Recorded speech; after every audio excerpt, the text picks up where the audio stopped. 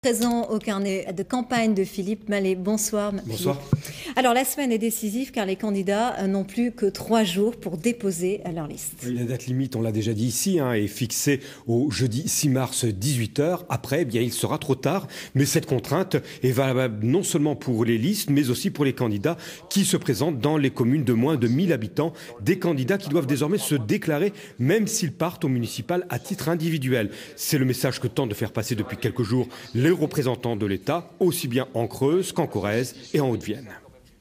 Ce n'est pas le dernier moment pour venir parce qu'il peut y avoir des procédures compliquées ou des documents manquants et il serait trop regrettable de ne pas pouvoir être candidat tout simplement parce que la candidature n'aura pas été notée dans les délais. Alors Philippe, si une commune le 7 mars se réveille au matin sans candidat, que se passe-t-il? Eh bien, dans ce cas-là, pas d'élection. Et le préfet nomme une délégation spéciale qui fait office de conseil municipal, avec à sa tête un président qui joue le rôle de maire.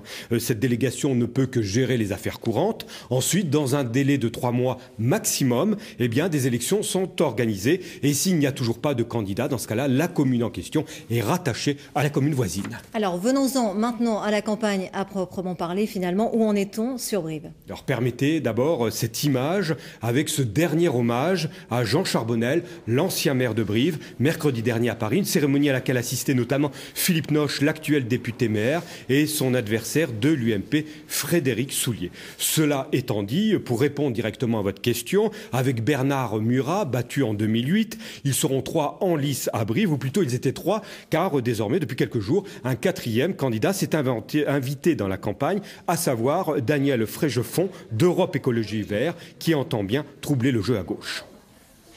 Pas obligatoirement des opposants à Philippe Noche, mais le fait que sa liste soit ouverte à la droite nous pose énormément de problèmes.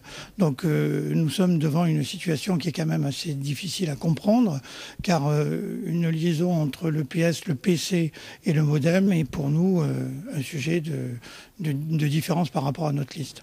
Brive, que l'UMP au niveau national a dans son viseur et qui fera l'objet d'une voie libre samedi de 11h à midi avec bien sûr les 4 candidats en lice. Alors justement, à propos de la voie libre samedi, il a été question de Bénin en Corrèze. Oui, une commune gérée par Pascal Coste, l'ancien numéro 3 de la FNSEA et qui retrouve son adversaire de 2008, Jean-Michel Lémarie. Au cours de la voie libre, il a été question entre autres sujets de la transparence ou de l'opacité selon des comptes publics.